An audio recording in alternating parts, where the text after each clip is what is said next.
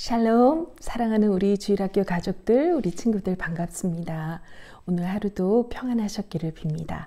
그럼 오늘 말씀 제가 길지만 조금은 속도를 내어서 읽어보도록 하겠습니다. 우리 어린아이들 중에는 글씨를 빨리 읽기 어려운 친구들이 있으니까요. 우리 부모님들이라고 하시더라도 복음서의 말씀을 오늘 나에게 오시는 주님으로 생각하고 눈을 감고 귀로 들으셔도 좋습니다. 오늘 성서 말씀은 마테오가 전한 복음서 25장 31절에서 46절의 말씀입니다. 사람의 아들이 영광을 떨치며 모든 천사들을 거느리고 와서 영광스러운 왕좌에 앉게 되면 모든 민족들을 앞에 불러놓고 마치 목자가 양과 염소를 갈라놓듯이 그들을 갈라 양은 오른편에 염소는 왼편에 자리 잡게 할 것이다. 그때의 그 임금은 자기 오른편에 있는 사람들에게 이렇게 말할 것이다. 너희는 내 아버지의 복을 받은 사람들이니 와서 세상 창조 때부터 너희를 위하여 준비한 이 나라를 차지하여라. 너희는 내가 굶주렸을 때에 먹을 것을 주었고 목말랐을 때에 마실 것을 주었으며 나그네 되었을 때에 따뜻하게 맞이하였다. 또 헐벗었을 때에 입을 것을 주었으며 병들었을 때에 돌보아 주었고 감옥에 갇혔을 때에 찾아주었다. 이 말을 듣고 의인들은 이렇게 말할 것이다. 주님, 저희가 언제 주님께서 줄이신 것을 보고 잡수실 것을 드렸으며 목마르신 것을 보고 마실 것을 드렸습니까? 또 언제 주님께서 나그네 되신 것을 보고 따뜻이 맞아드렸으며 헐벗으신 것을 보고 입을 것을 드렸으며 언제 주님께서 병드셨거나 감옥에 갇히신 것을 보고 저희가 찾아가 배웠습니까? 그러면 임금은 분명히 말한다. 너희가 여기 있는 형제 중에 가장 보잘것없는 사람 하나에게 해준 것이 바로 나에게 해준 것이다 하고 말할 것이다. 그리고 왼편에 있는 사람들에게는 이렇게 말할 것이다. 이 저주받은 자들아, 나에게서 떠나 악마와 그의 졸도들을 가두려고 준비한 영원한 불 속에 들어가라. 너희는 내가 줄였을 때에 먹을 것을 주지 않았고 목말랐을 때에 마실 것을 주지 않았으며 나그네 되었을 때에 따뜻하게 맞이하지 않았고 헐벗었을 때에 입을 것을 주지 않았으며 또 병들었을 때나 감옥에 갇혔을 때에 돌보아 주지 않았다.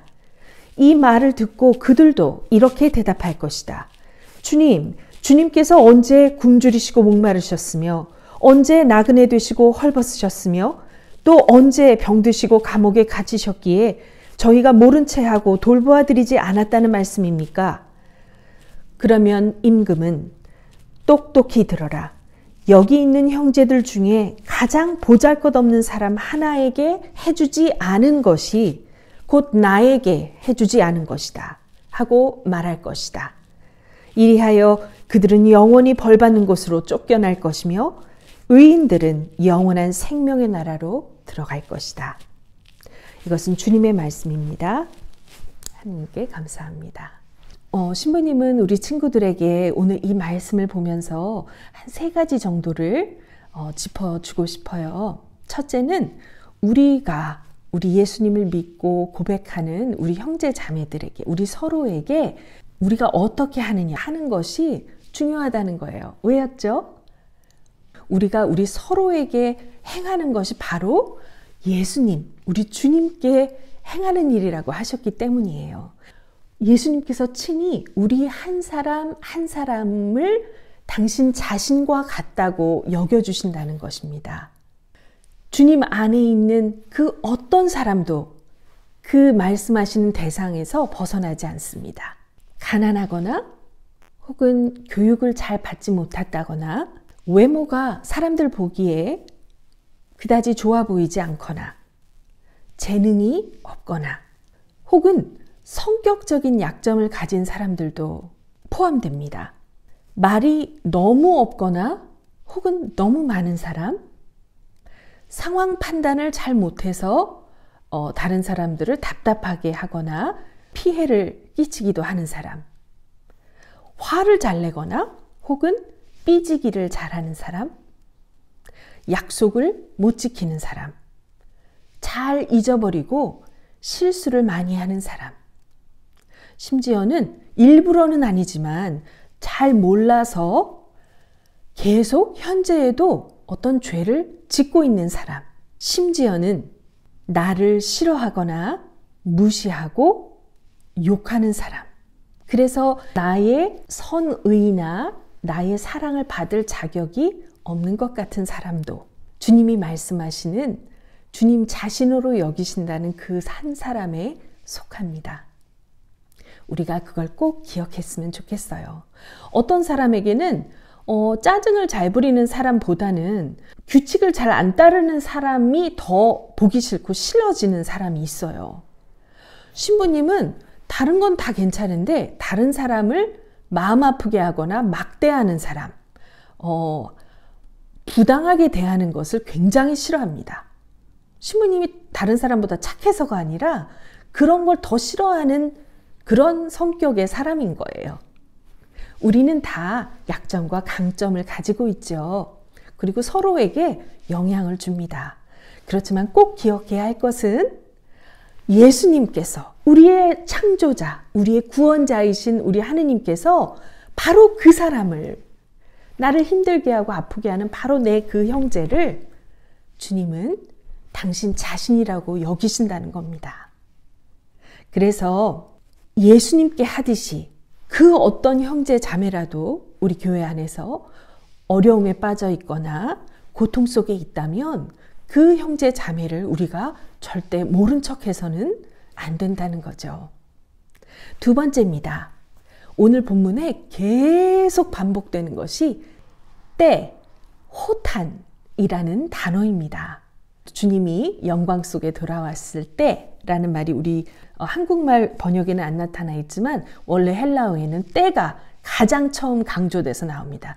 주님이 그 영광 속에 오셨을 때 이렇게 할 것이다 라고 말합니다. 그리고 너희들은 복을 받아라.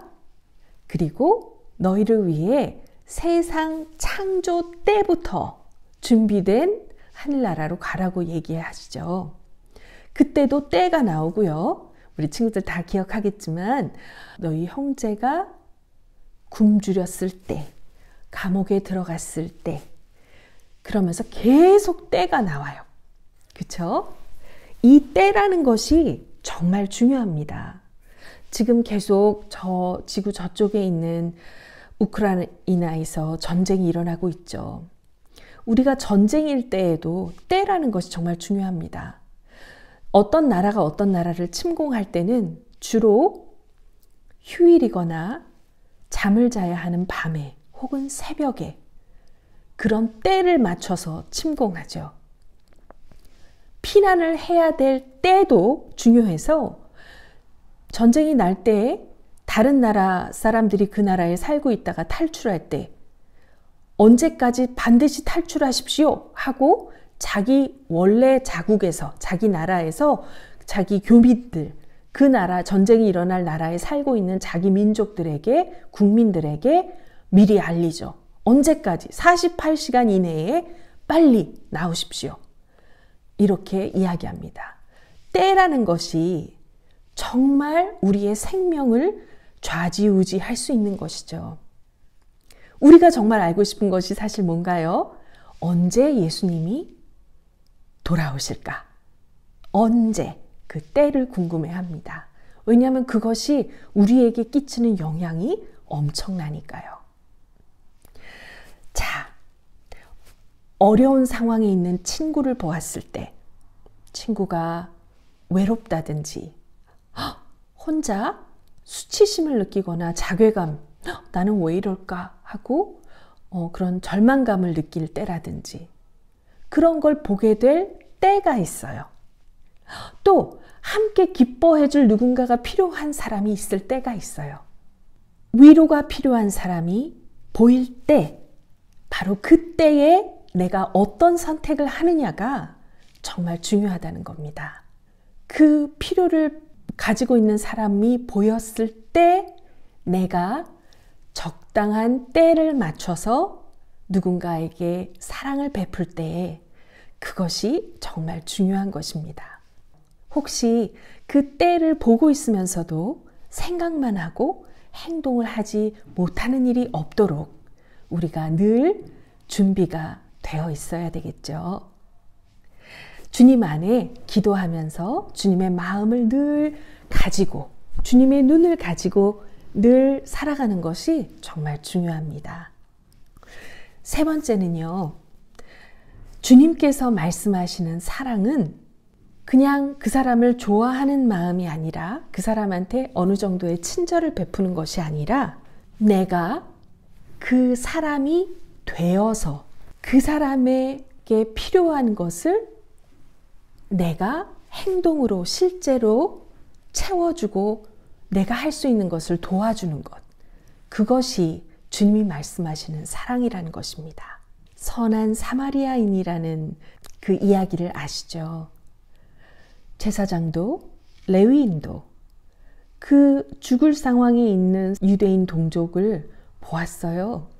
그들이 나쁜 사람이어서 그냥 도망갔을까요? 설마 도적들이 아직도 남아있을 수 있어 무서워서 도망갔다고 하더라도 우리가 비난할 수 있나요? 제사장 레위인은 하느님의 예배를 섬겨야 되는 사람들이기 때문에 몸을 거룩하게 유지해야 했어요.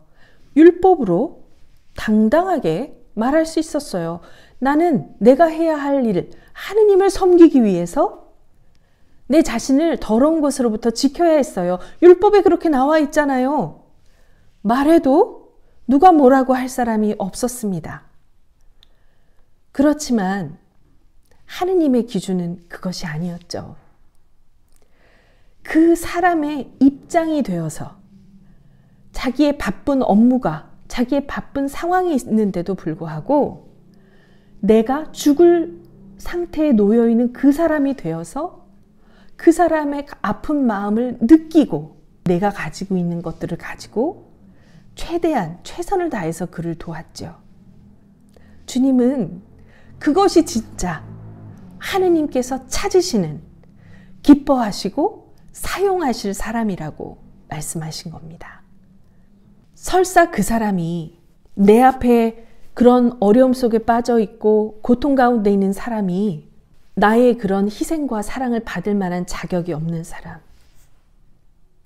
나를 아프게 했거나 나를 망가뜨린 사람, 나를 정말 절망의 구렁텅이로 몰아낸 사람이라고 할지라도 우리는 주님의 말씀대로 따라야 하는 것입니다. 그럴 수 없을 것 같지만 쉽진 않지만 거긴 길이 있습니다.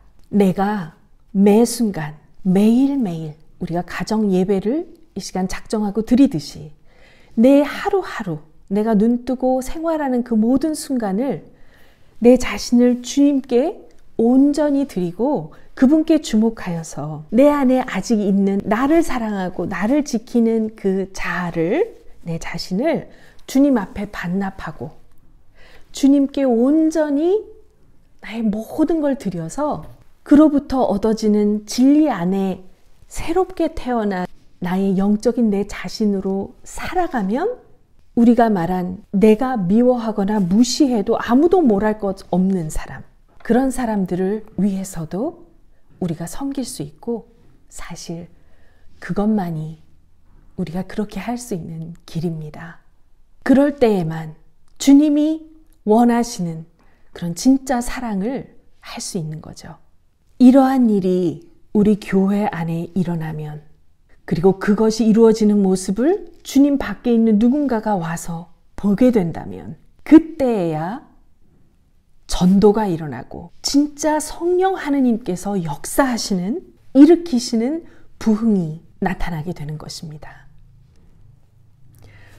그리고 그런 일이 일어나려면 내 자신 안에서 먼저 내 자신을 용서할 수 있어야 되고 내 자신을 세상의 눈이 아니라 하느님의 진리의 눈으로 하느님의 말씀 안에서 내 자신을 보고 인정하고 받아들이고 사랑할 수 있어야 하고요. 아침 11시에 9시 반에 만나는 8시에 만나는 그분들까지 만나기 전에 매일 눈 뜨면 만나는 내 가족 안에 이러한 일이 일어나야 합니다. 그러한 가정들이 모여서 예배하고 교제하고 서로를 섬길 때에 우리 평택교회가 진짜 성숙하고 진짜 선교를 일으킬 수 있는 견고한 하느님의 영적인 진지가 되어서 하느님 나라를 위해서 사용될 수 있는 것입니다. 오늘도 바로 그것을 위해서 우리가 모였음을 기억하고 하느님 앞에 정말 진실하게 기도하시는 그런 저녁이 되시기를, 그런 예배가 되시기를 간절히 바랍니다. 우리 평택교회 모든 가족교회 여러분들, 주 예수 그리스도 이름으로 파이팅입니다.